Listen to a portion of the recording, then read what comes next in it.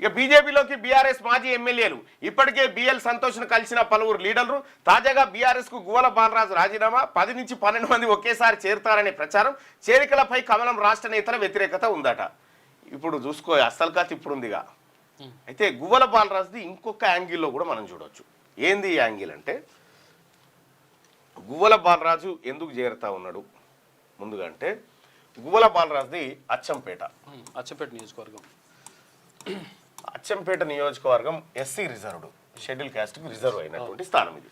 ఇప్పుడు ఇక్కడ వంశీకృష్ణ, డాక్టర్ వంశీకృష్ణ చిక్కుడు, అదే కదా చిక్కుడు వంశీకృష్ణ, చాలా మంచి ఎమ్మెల్యే అయిన చిక్కుడు Vamsikrishna president MLA Congress.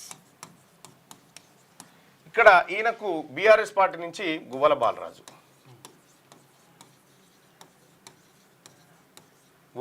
BRS నుంచి ఉండే 2 సార్లు ఎమ్మెల్యేగా పనిచేసినటువంటి వ్యక్తి. అయితే ఇక్కడ ఒక అనూహ్యమైన పరిణామం ఇటీవల కాలంలో జరిగింది. దాన్ని కూడా మనం పరిశీలించాలి. ఒకటి ఏంటంటే ఆర్ఎస్ ప్రవీణ్ కుమార్.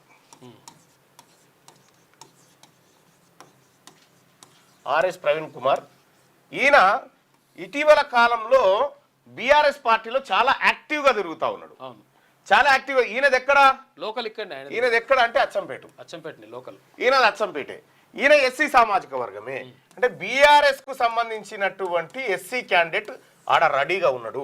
ఇక భవిష్యత్తులో నాకు ఎట్లాగో బీఆర్ఎస్ లో టికెట్ రాదు కాబట్టి నేను బీజేపీలోకి వెళ్ళిపోవడమే కరెక్ట్ అనేటువంటి ఉద్దేశంతో ఈయన పోతున్నాడు అనేది ఇంకో వర్షన్ ఇది.